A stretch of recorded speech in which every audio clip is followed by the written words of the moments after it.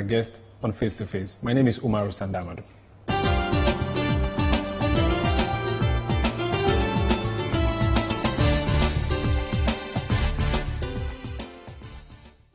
Before becoming Minister for Defense, my guest was, well, he's a member of Parliament still for Bimbela. He was also a teacher. Honorable Dominic Nitiwul, the youngest MP to have entered Parliament. You're welcome to Face to Face. Thank you very much. You are no more holding that title as the youngest MP. No. Who beat you to it, do you know? Several people are younger than me.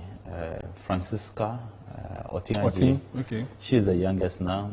I think Mavis in Cancer is also very young. There are a lot of young people today. I am 42 now and heading to 43. I'm an old horse now. Wow. There are several young people in Parliament who are much younger than me. You've been MP for 12 years now. Yes, that is if you want to talk about continuously, it's 12 years. Okay. But if you want to add the 3 years that I did before during the by-election, 15 years. Wow, you're a veteran now. You can be called a veteran. I mean, you can rub shoulders with the leaders of the House. In Ghana, yes. Yeah. I'm one of the longest serving members of Parliament in Ghana. But for legislative work across the world, 15 years is nothing. Nancy Pelosi of the U.S. House has been MP since '87, and she's still there. She's the Speaker now.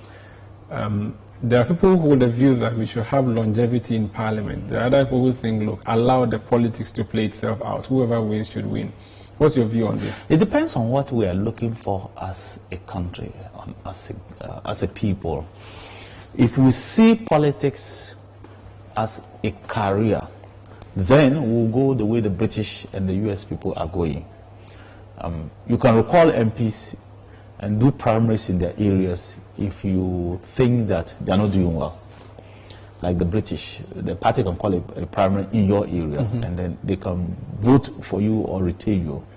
It is not every 4 years that they just open primaries for everybody to contest. So they see politics in that light. But if we see politics as a job, opportunity for different groups of people to go try their hands, then we will continue to do what we are doing. And so you send a very brilliant MP who you expect is doing very well in the House to help the country, but maybe he's not too popular in the constituency, or maybe circumstances in the constituency makes it him unpopular with the party delegates, not with the general population, but with the party delegates. Okay. And so they vote him out. Which is unfair to the generality of the constituency. But because a few electoral college members thought that, well, this guy should not continue, they remove him.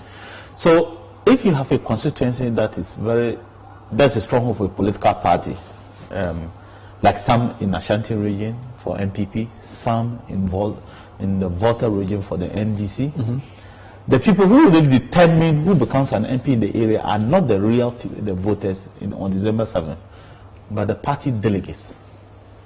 Because if you become, it's not guaranteed, it's not certain, because we are not God. Because Honorable Joe said, so can I remove this? Yes, yes, okay. Fine, it's fine. There's enough distance, but, so yeah. Honorable, but I just want them to know I'm wearing a mask. Yes, it's fine.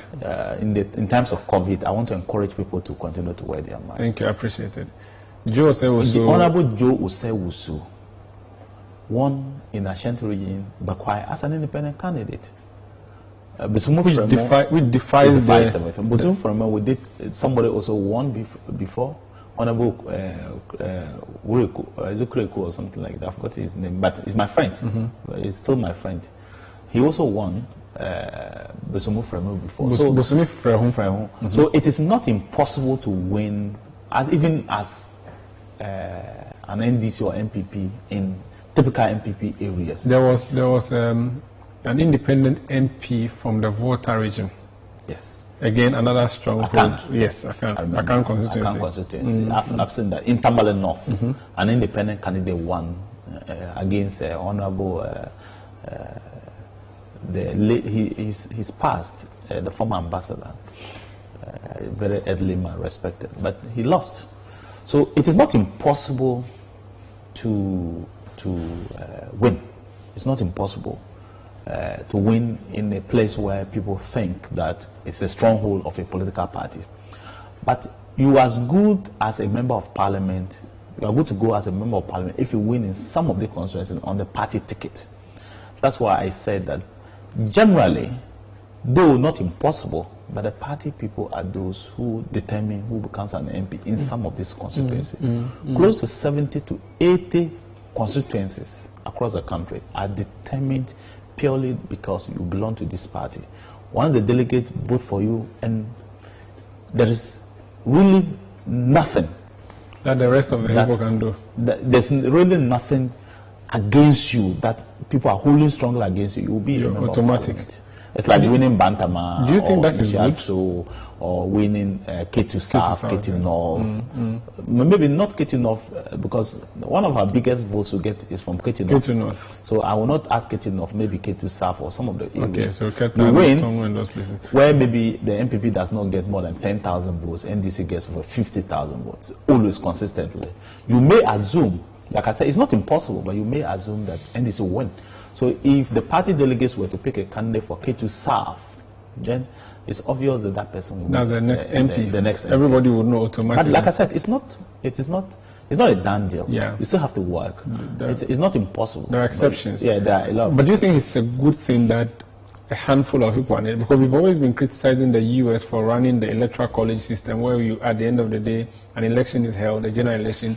We are told that the popular president is ABCD, happened with the lady. You see, the likes of Ofori Krego, who won Bisumu Frehom, and Joe Wise and all these people, they show us something. And you get what you are looking for. Even in the case of the US, you get what you are looking for. Popular votes is different. But you see, the state decides that we are voting for Umaru Sanda. Another state decides that they are voting for Umaru Sanda. The third state decides that they are voting for Umaru Sanda. And so, once you win more states, and the states are awarded a college, a number of people, an allotment because of the size of that state, proportionally.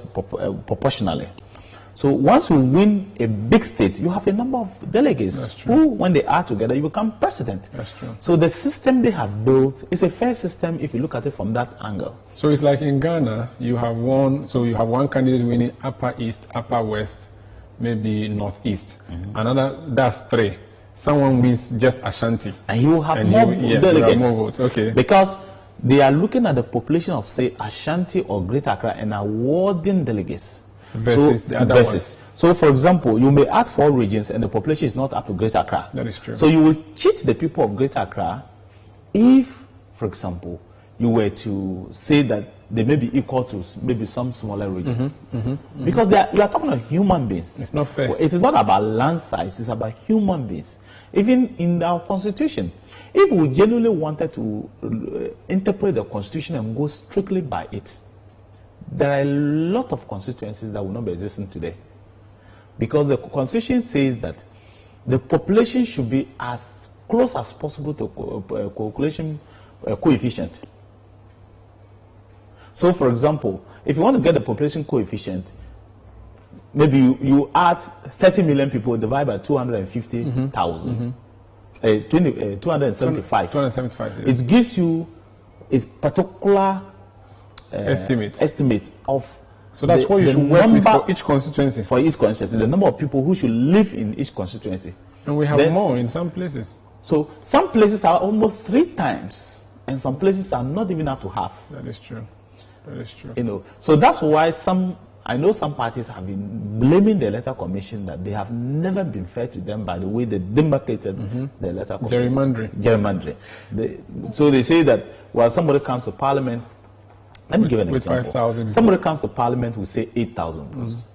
And then somebody in a shaman or maybe say wager gets 30,000 votes and still doesn't come to Parliament.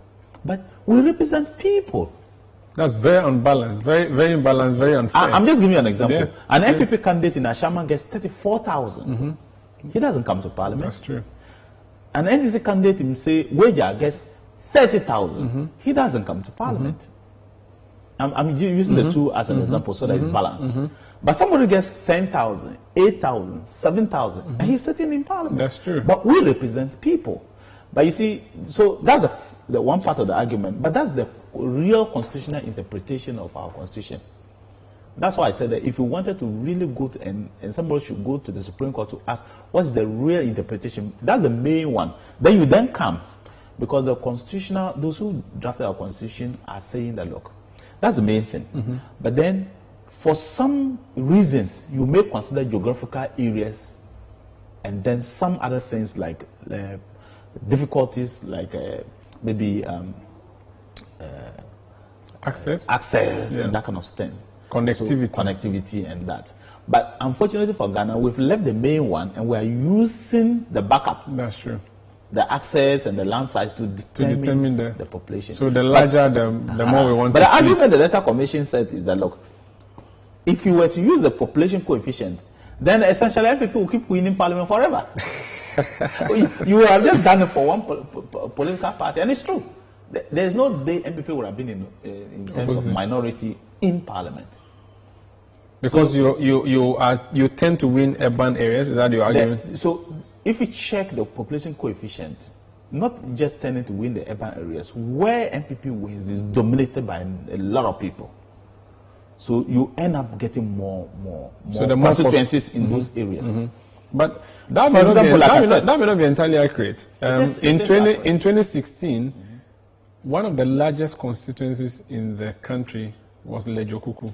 You are still not getting what I'm trying to say. So it means that Lejokuku could have been divided. Okay, that's what I'm trying to say. Okay. I'm saying that in terms of population, Lejokuku, maybe you can add maybe Lejokuku and this. Ashaman was also big, yeah. So Ashaman could have been divided. Yes. I don't know what you're getting. I get you. Ashaman could have been divided. Then someone will say it's gerrymandering because the MPP candidate now wins because of the number of votes he gets. I see. Interesting. But what do you think about the delegate system? Should we still allow delegates vote for parliamentary candidates like just happened in your elections and of course the NDC as well and several others, or it should be open to every party supporter once you're a card-bearing member? Countries that have tried, political parties that have tried in Uganda, even the NDC that tried to get everybody to vote, the result is that the next election was a disaster for them. In Uganda, for example, in Uganda, for example, it's the way politicians take things. If you get 10,000 in an electoral college, because everybody's voting, and I get 10,500, they tend not to forgive. They tend not to forgive. And so you are just going to lose election. I wasn't surprised that the NDC lost so many. So there's internal squabble? The internal squabble is going to get worse. Even when you can see that majority have decided? But the majority could just be 500 votes. So the man knows that in terms of the population themselves, I'm just like you. It's 50-50. So they tend to go to become independent more. In Uganda, for example, the independent candidates from the ruling party were more than the opposition put together. They came once to see me in my office when I was deputy leader, I think 2015 or 2014. And that's what they told me. They told me that, look, because they used that system, they came back to Ghana to study our system, our delegate system, and they said they were going to adapt it because when they decided to let everybody vote, they produced more independent MPs from the ruling party than the opposition put together. Look, a lot of people, especially with the NDC, sat back and folded their hands because they realized, oh, I got 9,000, you got 10,000. We are the same. We are the same. So I can also equally go. Yeah. So I can equally go. So a lot of their supporters just sat there and folded their hands. So they see themselves as... So we need to grow a little bit in politics. We've just done less than 30 years of democracy. I think we have to grow a little bit. Let us continue to have the delegate system for now. What we should do, which we are not doing, is that we should sponsor a bill to make it a crime to use money to influence people. Yes, but already the electoral laws already has put it, but we should have a specific law. Like if you go to South Africa, in fact, the last time I actually printed out that law, I was telling the majority leader the other day that we should find a way of putting that law in place. you cannot give more than 10% of your salary to an individual, and you don't have an explanation for why you gave that person that money during electionary periods, whether at the party primary or at the general election. You, Omar, for example, you are my friend. But if I cannot have a reason why I gave you 10,000 Ghana cedi, if I cannot explain the reason why I gave you that money, you should be questioned. I should be questioned. And I should in fact, I should even be questioned the source of my income. And I should even be asked to explain. Of course. So both of us then get punished for it.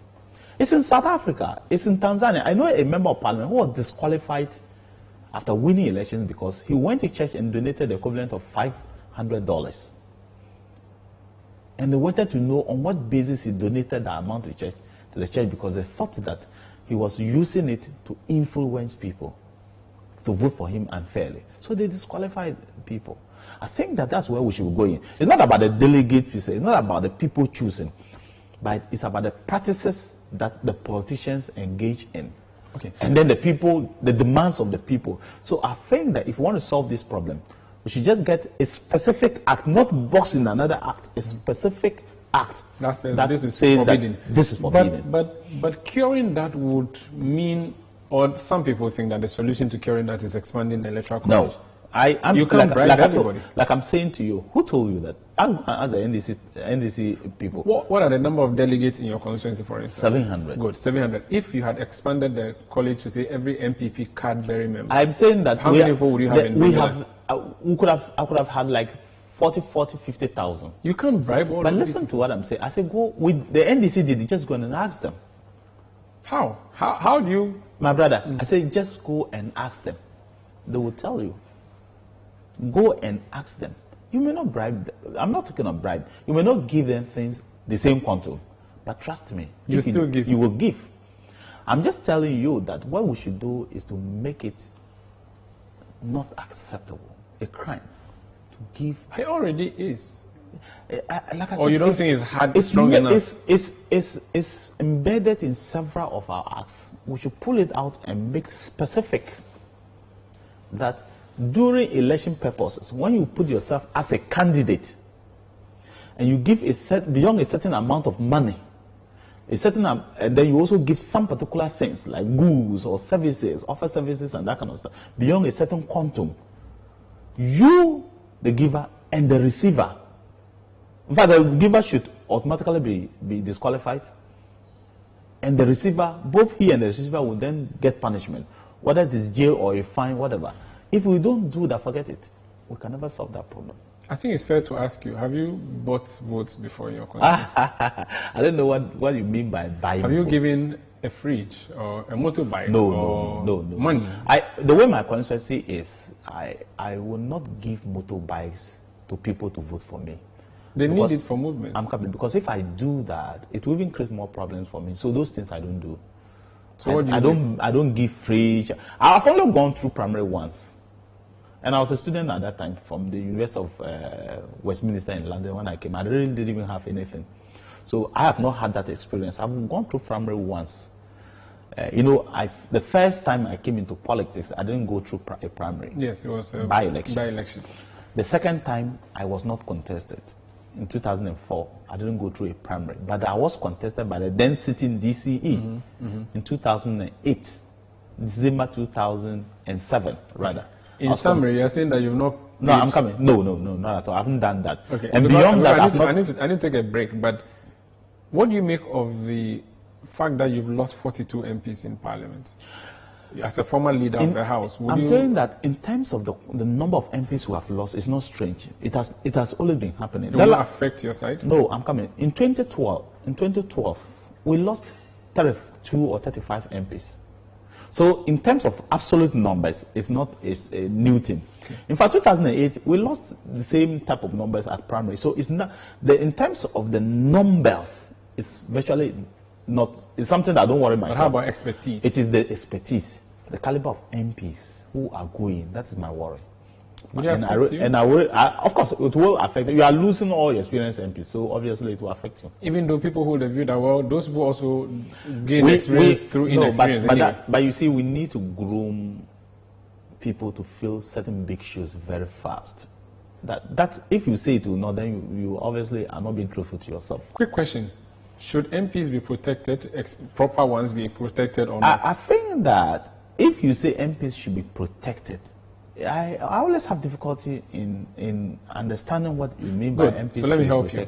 Nitiwul is a great MP. When it comes to legislature, he's wonderful on the committee of ABC. So you are going to say that people should not contest him? Yes, so as a party, should you decide that? It will break the party up in the constituency. So it should never be allowed? I don't think But we saw that so many other MPs were not contested. No.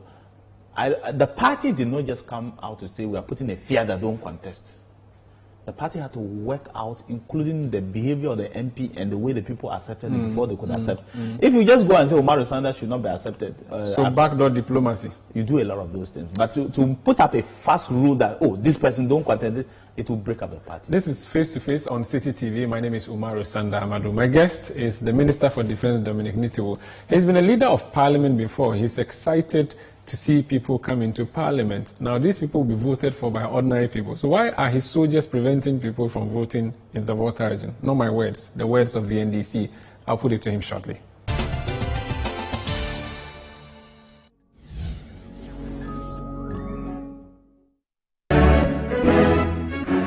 There are those with untold stories, unraveled feats, life-changing stories, and lasting legacies. They tell their stories themselves right here on Footprints. So we go to someone who were put in our various cells, and then someone you have it's a huge prison, and then it was then that it dawned on me that I was really in big trouble. Do you think that the overthrow of Liman was justified? I think that with hindsight, there was no justification. Be inspired by their hard work and resilience that led to those outstanding achievements as we trace their footsteps through the capsule of time. Because of my upbringing, my mother, my father, they are, Christianity. Yeah. So because of that, I strong hands at home. Even though I'm the guy smoking, doing all kinds of that, I've never tried. You've never tried? No, never tried weed or anything. You've never tried weed? Even drinking, alcohol, no. Why should you people put everything, everything was done before Nkrumah arrived in the country. No, I hold ni leba ye. I hold never ye. So join me, Samuel Atamensa, and my guests every Saturday at 9 a.m. and Sundays at 4 p.m. only on City TV. Footprint is sponsored by Bethel Logistics Company Limited, experts in shipping logistics.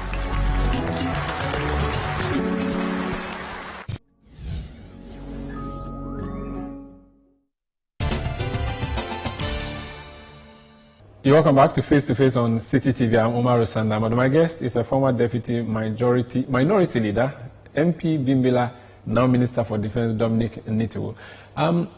Why do you have soldiers in the Volta region a few days to the registration exercise for election 2020? Umaru, we don't have soldiers only in the Volta region. So I would disagree with your premise of your question. Why do you have soldiers along the Ghanaian border at all? We have soldiers in the Volta region. We have soldiers in the Oti region. We have soldiers in the northern region. We have soldiers in the northeast region. We have soldiers in the upper east region. We have soldiers in the upper west region. We have soldiers in the Savannah region. We have soldiers in the Bono region. We have soldiers in the western region. We will be sending soldiers to western north region as well. So we have soldiers across the entire length and breadth of this country. So how come the Volta region one is the only one that has become topical? Well, I think you should be asking the people who are making tribal sentiments The out of chiefs this. are worried. The former president is worried. The NDC is worried. Because they are all raising hell. I mean, former President Rawlings is a retired military officer. Like I said, former President Rawlings' statements, that's why I said I agree with some portions and some I disagree. His statement said that we deploy soldiers to the OT and the Volta region. I believe that maybe that was his brief, but unfortunately that's not the correct brief. It is across the whole country. And I'm happy that he now acknowledges that it is not just only the two places. He's a retired soldier. He probably has people in there who've told him. I'm not sure he would just say something that's not there. Because as of Monday, when we were having the conversation, when we checked with our media partners with West FM, for instance, in Takrad, in Elubo, Nana Edu told us that, and he actually spoke to the assemblyman and several other people, there was not a single external soldier. I'm a bit surprised because Elubu has always even had soldiers. You see, four places. You see Elubu. Mm-hmm. You see Aflao, mm-hmm. Paga, and Hamili. We've always had soldiers there. If you don't have normal soldiers, you always have plainclothes soldiers there. The DI are always there. It is always. Indeed, the reporter said there were plainclothes military people. I'm just telling you that we've always had soldiers in that particular area. Mm-hmm. And we've sent soldiers as well to that particular area to beef them up. And the numbers I mentioned yesterday are those that we added. So I'm saying to you that across the entire country, we have deployed soldiers. It's not just Volta region alone or upper northeast. In fact, the first time we deployed soldiers to the borders under this government was on the 21st of February 2019. That's the first time we deployed soldiers to the borders. And the purpose was? We deployed soldiers, 12 officers, 372 men that were deployed across the entire border. It wasn't just soldiers alone. We deployed the police, 4 police, 269 normal police, and then I think 4 officers also. Then we deployed Ghana Immigration Service. We deployed GRA and BNI. That was on 21st February 2019. That was the first time under this government we deployed them to the borders. They've been doing normal deployment like Operation Gongong. So you see yesterday I didn't mention Bimbla, I didn't mention Yendi, but I didn't mention Gushegu. But there are soldiers there. But they are not border. They're not. Border. That's why I didn't mention. You see, I didn't mention Basa. Mm-hmm. I didn't mention Kwanta. I didn't mention Dambai. We have soldiers in all these places. But they have been deployed under Operation Gongong. What is that? Operation Gongong was co-named after the 1994 Northern conflict. So all conflict situations in the north, or all areas that we feel that are flashpoints, we've kept soldiers since then, every government, under Operation Gongong. And they have been there. So I didn't mention these areas because these soldiers have always been there. When we're doing the Yende thing, we sent more than 100 soldiers on the Yana thing to make sure we secure the place. So I didn't mention those areas. I am mentioning those that we sent under Operation Conquered Fist. 21st February 2019. Conquered Fist is codenamed to go and fight terrorists, to go and protect you and myself from terrorists coming into Ghana. Because one of the things that we felt that were in danger of getting reports from all over the West African sub-region, terrorism was going up and up. It became a big issue. So we deployed over 370 soldiers to our borders. We deployed over 216 policemen to our borders. We deployed a lot of Ghana immigration officials as well as our tax people, GRA, and the BNI to our borders. So places like Boku, the soldiers were deployed there. So now let me just look at only soldiers deployment. Soldiers were deployed in Boga, in Wa, in Hamili, in Tumu. Soldiers were deployed in all these places. This was a February deployment. February deployment. Okay. We deployed soldiers in Damango and we deployed soldiers in Bole. Okay. So that's I'm just February. giving February. Yes. Then When when was the COVID next came, and the borders got locked up because of all this, we realized that even though our borders were closed, people were still coming in. Now, my brother, the approved routes, recognized approved routes where we have immigration officers are 53. But if you ask any immigration official today, the unapproved routes where motorbikes and sometimes even vehicles can pass are over 250. But I can tell you that if you add the paths where bicycles and motors and footpaths, it's over 500 unapproved routes. The immigration officials we have today don't have some of the equipment that they need to be able to man these unapproved routes. You cannot just send, if you are an immigration officer, the Minister for Interior cannot just send you to an unapproved routes when you don't have maybe fragmentation jackets, you don't have very good vehicles, or you don't even have a place where you can stay. This is bulletproof. You must have some structure that is bulletproof so that you can stay in there to do your work. Remember, you are talking about smugglers, drug dealers, criminals who want to cross. You don't know. Good guys want to cross, bad people want to cross. So we are thinking that, well, maybe the person is coming is not a good person. The life of the immigration officer is in danger. So you must prepare him. So I say to you that we have over 250 to 500 unapproved routes. So when the lockdown came, and in the process, immigration announced that they had arrested over 5,000 people who came into the country during the lockdown, the president ordered us to beef them up with police and soldiers. So on the 30th of March this year, we sent soldiers to the borders to help the immigration. All the land borders? Not all of them. We sent soldiers to some of them to help the immigration. So, Voltage, Aflao? We didn't send them to Aflao. Elubu.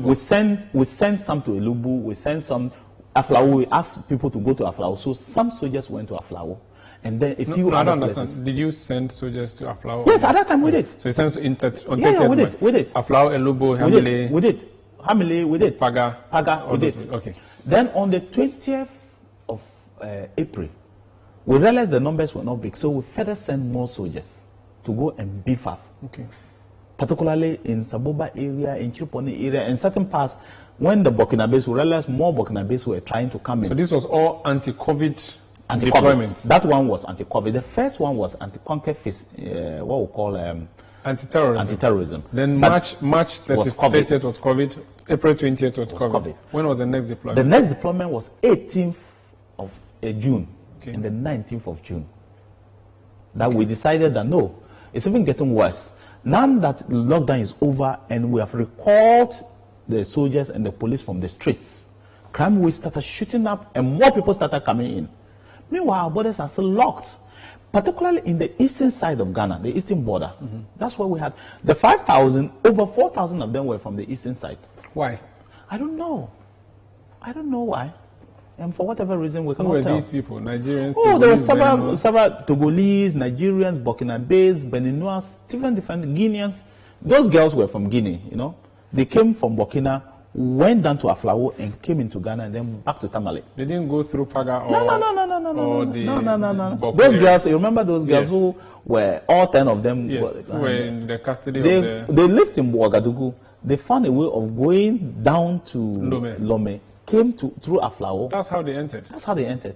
And then found a way during the lockdown, and they were able to climb out to Tamale. It's strange, but that happened. I'm just giving you this for you to see the difficulties that we face, especially the eastern border. So we decided that no, we would deploy troops across the entire eastern border, and the northern border and the western border to support. You already had conquered phase. Yes. That was February. Yeah. Soldiers. Yes. On March ending, you also had soldiers in Aflao. Yeah. April 20th, you had other soldiers. Yeah.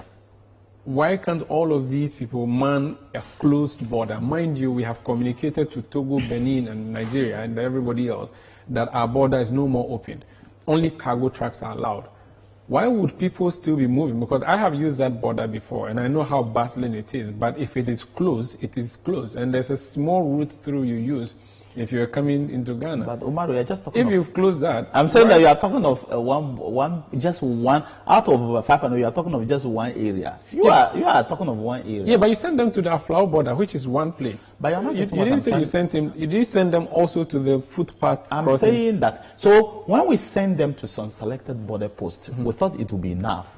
But we realized that no, more people are coming through that are unapproved. So we decided to deploy more on the 18th and 19th.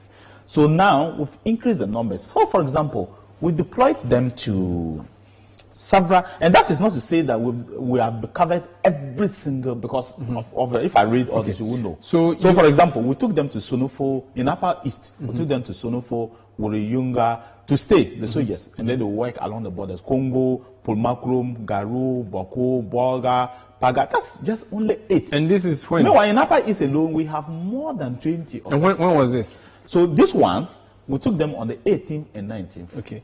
But then Boku, they were already there. Okay. Paga, they were already Mention to me the ones you sent to the Volta region.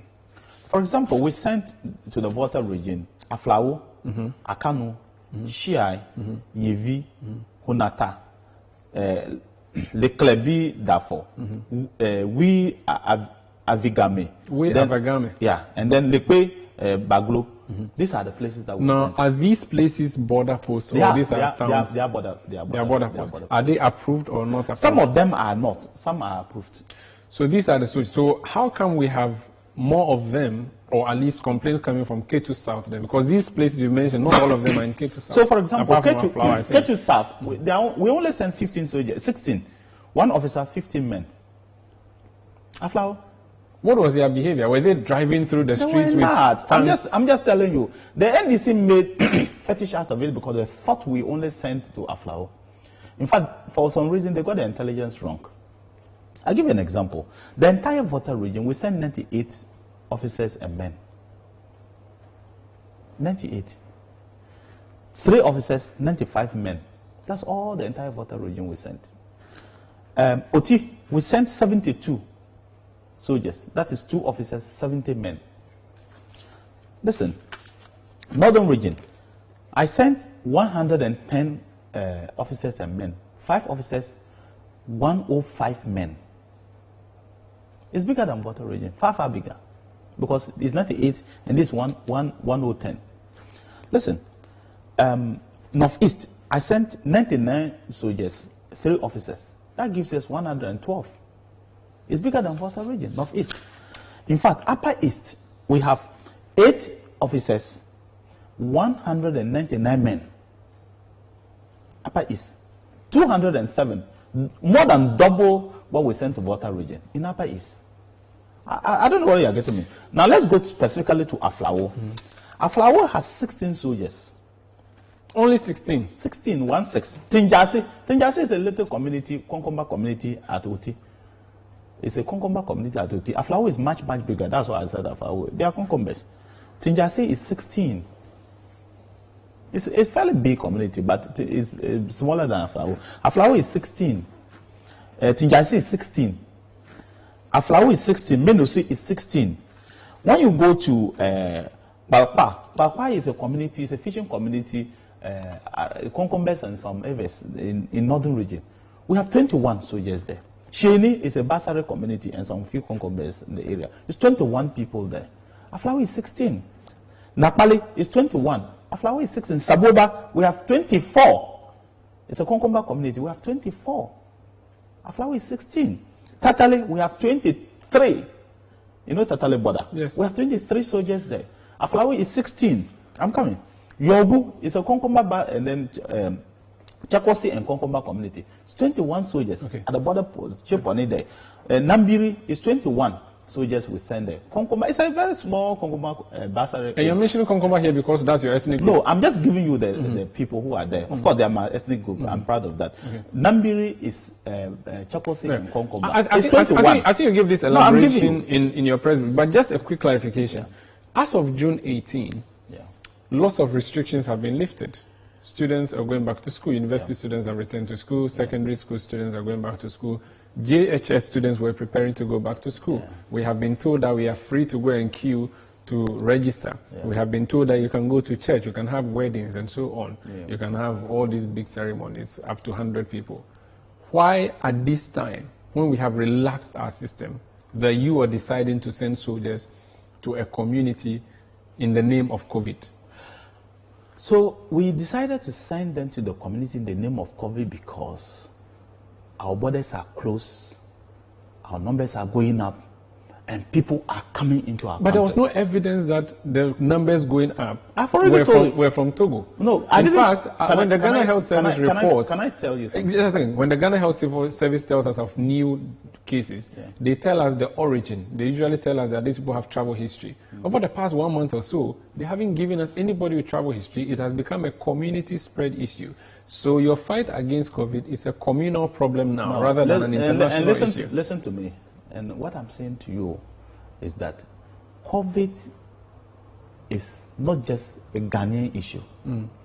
It's a Togolese issue, it's a Nigerian issue, it's Beninois issue, it's an Ivorian issue, it's Burkina Faso issue. We are already doing everything to contain our situation. What we will not allow is any foreigner to come in. But you don't even have evidence that the number of cases is from foreigners. I think that maybe you have not been following things. No, I have. If you have, you will realize that all foreigners that we arrest and we test them, about 15% of them always have it. And I'm saying that all the 5,000, like I said, 15% had it. And every time we keep arresting them, they get it. It's also because from the 18th or from the 30th of March, the 20th of April, and then the 18th, as we keep deploying more people, the numbers of people struggling to come into the country are reducing. If we didn't do it, like by now, it would have been overwhelmed. But you see, the difficulty is that you deployed in February a flower border, and I know that flower border very well. It's very small. I think maybe 20 feet, maybe long. It's like a goalpost. That's the length of it. Good. In February, you had deployed. In March, you had deployed. In April, you had deployed. You are sending additional 15 people to the same border post. Were they going to hold hands and stand? Oh, I think that's where you don't seem to get it. Aflao, when you are deploying to Aflao, does not mean that they are standing at Aflao border. But they have been seen in Aflao community. No, you are not getting what I'm trying to say. Yes. Aflao, Ketu South is a whole municipality. I know. So it is not as if the soldiers are just going to stand in only Aflao border. As I told you before, they are going to man the unapproved routes. But you see, the immigration service already has listen to what I'm trying to say. Prevent people from I'm saying, listen to what I'm trying to say. Even the soldiers alone, the numbers are not enough. So in this deployment, police are there. Maybe you don't know, but police are also been moved there. BNI has been moved there. Everybody has been moved there. Like I said, Aflao is a big municipality. Aflao alone will have or has more than 30 unapproved routes. Exactly, but Aflao has always maintained that by having immigration service. You still don't get what I'm trying to say. There are customs people, immigration people, narco people, all of these who deployed along security agencies. So I'm saying to you that don't think that the 15 soldiers or the 20 police or the BNI people who are coming are going to the border. No, they are not. So where do these soldiers go? They are going to the border along that particular district. Then the next district also has their number of soldiers who also be patrolling that district. But they were seen in Aflao Township. They were seen in Ketu South Township. That's where the Togbe Fiti, the traditional ruler, has I'm saying to you that they describe them as well occupying force. That's what they are saying. Like I said, people misunderstood it. The chiefs were misinformed. They are staying in Aflao Township, but they monitor the border. How is that? How does that work? I thought soldiers have tents that they use in their bushes if they were going to do work over there. Explain to me. I'm saying to you that they are staying in Aflao Township and monitor the border. All the places that they are staying, for example, they work from where they stay and monitor the borders. And that's what they're monitoring the border, as in the physical border where I know you can use if you're entering Togo, or the boundaries. Because if it's the border, I think. Have you ever gone to Aflao before? 1,001 times. So you should know that the buildings of, especially Aflao town, goes to the border itself. Yes, I do that. I know that. Yes. So I'm saying that you already had existing people there. Yeah. So these 15 people, when they live and sleep 16. When they sleep in Aflao, so they monitor the Ketu South district. All the unapproved routes within the Ketu South district, they monitor them. But you already have people doing that. And you're not still getting what I'm trying to say. I am saying that those who are there and working on the ground is not enough. So we have augmented the place to ensure that nobody comes into Ghana and nobody goes out into Ghana. They are not in Aflawutan working in Aflawutan. They are working at the borders. And they are using unapproved routes. If you go to Saboba, they are working at the borders on the unapproved routes. If you go to Tatale, even though we have 22 soldiers staying in Tatale, they work at the borders. If you go to areas in the and then those Sheni will work down towards Palakpa, and those Palakpa will work down. If you go to towards Tinjasi, and those Tinjasi will work down to Nabu. If you go to places in the Volta region like Agotime, Petwe, there are people who live in Ghana, farm in Togo. I will know that. Now, these are people who would walk.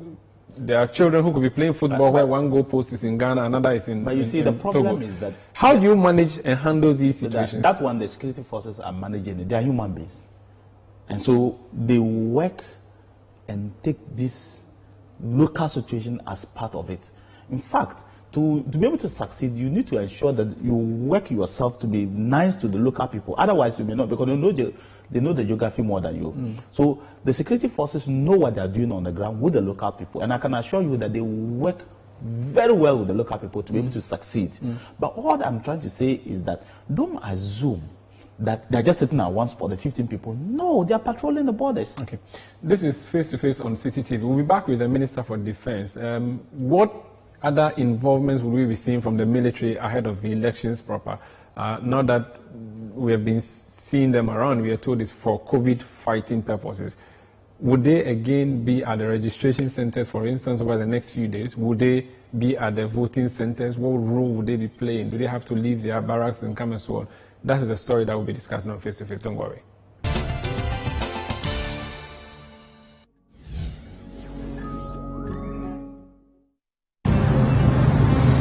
Representing a country is no small feat.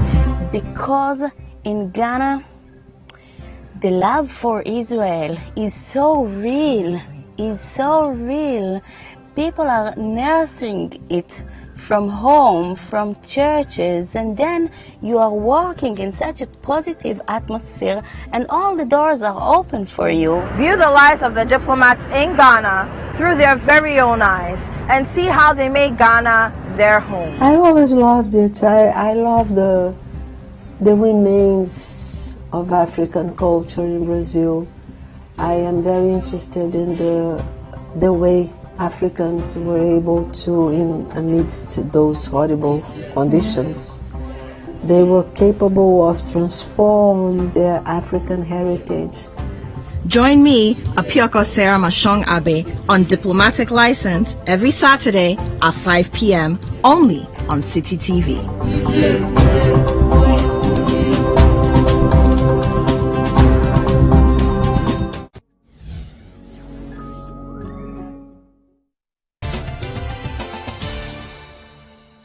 You're welcome back. Minister for Defense, what is the guarantee that because of this, your deployment, you will not have disenfranchised people in the upcoming election? No, soldiers are not part of the electoral process except to go and vote and to have a standby force in the event that there's trouble to come and assist the police. The Electoral Commission has requested the Minister of Interior to provide security for the electoral thing. They have not sent any request to the Minister for Defense. Obviously, we will put standby force around. In the event that somebody tries to use maybe violence or a weapon, the soldiers will come in. But you're not going to see soldiers standing at the polling station to monitor security. It is the work of the police. And the police or the Ministry of Interior will do that. If the soldiers are going, they're going to register like you and myself, and then they can move there. What you will see is that the security forces have asked for resources to enhance the CAM life. You know, the Operation CAM life that has been going on, anti-armed robbery, that kind of thing. Crime wave is going up. So they've asked for resources for 3 months, which we have given them. So if you were to take your cameras in the night, you see more soldiers and police on the streets in the night to ensure that you and myself are safe. That you will see. And we deploy them virtually at the same time. 18th and 19th, when they were deploying across the border, they deployed in town as well. So it is not just about the borders. It was a comprehensive nationwide program that we have deployed. Those who are supporting the camp life, enhanced camp life, and those who are supposed to support the borders. And we have done that across. It is just because of the tribal sentiments that the NDC try to pump in and energize their base using this tribal politics. That's why people think it is just... Is it not true that they're being targeted? No, not at all. How can that be true? I mean, like I said to you, from Yogu down to Nabu are all Konkombes. I'm not targeting Konkombes as well. They are my people. It's the longest stretch of the border that you can get. And all, about 6 or 7 communities, they are all Konkombes. So I'm not targeting them as well. I just think that we should not go and do this kind of travel. It doesn't help the country. Okay. It breaks up the country. I mean, they misled the chiefs, think that they didn't deploy, because in the speech of the chiefs, you will see they ask, why is it that we didn't deploy at the... So they misled the chiefs and misled the former president. I'm saying to you that they actually said that, the chiefs actually asked why we didn't deploy to the border of Burkina in their speech. But it is true that we have deployed there. So the NDC actually misled the chiefs. And so how come they are not visible in those places? Because I have said to you that in the western region they are not there. But I'm saying to you that they are more visible than even now. If you know Western Aflao very well, if you know the topography of Aflao as compared to Elubu, you would understand. If you were to go to Elubu, before you cross into Ivory Coast, apart from that small Elubu stretch, it's a huge river. I think you know that very well. Which people use as well. Yeah, which people use there as well. So the monitoring of Aflao area where somebody can just walk across, or the monitoring of Tinjasi where people can walk across, or the monitoring of Sabuba where people can walk across. Even Sabuba one is a river. The monitoring of, say, Yogu, which is also a river. The monitoring of, say, Boku, which you can walk across. The monitoring of Paga, which you can walk across, is different from that of the western part, which is a huge river. You can get yourself drowned. So the security forces, as I said, have given us their strategies, and they are doing whatever they need to do. And I know that more communities are requesting for it because they suspect that people are coming in. And now, Ghanaians are very conscious. Like I said the last time, how many tests has Togo done? How many tests has Ivory Coast done? We don't know. So we cannot rely on somebody, another country, to do our work for us. Okay. It's a few months to election 2020. You are MP for Bimbilla. You are sure that you will retain the seat? I will leave that in the hands of the people, the good people of Bimbilla constituencies to decide. But from what I've heard and what I've been doing with them, on the 7th of January 2021, I would raise my hands and I'll be in Parliament to see the president get sworn in. Form of Anana. What have you done for Nitiwul? What have you done to deserve that? Everything you can think about, from electricity to roads, to water, to farming, to everything, to education, everything that you can think about, to housing, we've tried to support the people. I don't know your constituency that way. I'll not pretend to. But the only time I have been there, I noticed that you have less than 5 minutes of tarred road if you were driving. So find if time. you're entering from I'm the Woolensey area. Time. Have you extended? I say find time and go to Bimbilla. Okay. Have you extended the tarred road from your place to Yendi and from your place to maybe the Woolensey area? Bimbilla to Salaga road is almost 45% on, and they are on it. It's been tarred? It has not been tarred yet. So it's still the red gravel? It's still the red gravel. That's how it was when you became MP, and it is still like that. I'm saying to you that it's still the red gravel, but thanks to the president, by the time we go for elections, about 50% would have been tarred or more, if not 100%. That's the Salaga stretch. The Salaga stretch. The Yendi stretch. The Yendi stretch now, about 80% has been tarred now, the Yendi stretch. Just the few spots that we are closing up. 3 months ago, we passed a loan in Parliament to close up that particular stretch. So I do believe that by the time of election, the entire Yendi stretch will be tarred. Bimbilla town has been awarded 10 kilometers within the town. My hometown chamber, 5 kilometers, and which the contractor has done 50% of the work. So give us another 2 months. When you come there, you shake hands for us. But I just want to assure you that the people of Ghana, the people of Ghana should be assured that the military of Ghana is there to ensure that they are safe. The military of Ghana is there to ensure that they are safe, to protect them. And that's exactly what they will do. They will do that by air, they do that by sea, they do that by land, and they will do that by space. Nothing more, nothing less. The military is not loyal to an individual. Neither is the military loyal to a political party. The military is there to defend the people of Ghana, and they are for the people of Ghana. And I know the current commander-in-chief, Nana Addo Dankwa Akufo-Addo, will never, and I can put my life forward, will never try to use the military against any individual or any particular tribe. That I'm assured. That is why I am proud that he has given me this position. And I will never do anything to defend the people of Ghana. That I know. To be a defense minister at 39 years and still going is something that you should thank the Almighty God. Not reshuffled. You should thank the Almighty God. Umaru, thank God for the opportunity that God has given you and the people of Ghana. And so you should not do anything, take it from me, anything, it doesn't matter what it is, to be able to dent that image. Never should you do that. And so I want to ask the people of Ghana to keep trusting this president to do the right thing at all times. And pray for him. Pray for him. Pray to Allah and pray to God for him. Honorable Dominic Nitiwul, MP Bimbela, Minister of Defense, thank you for speaking to us on Face to Face. Umaru, thank you very much. And that'll be it for our show this week. My name is Umaru Sandamadu. We'll be back again with more exciting conversations on Face to Face on City TV. It's your world.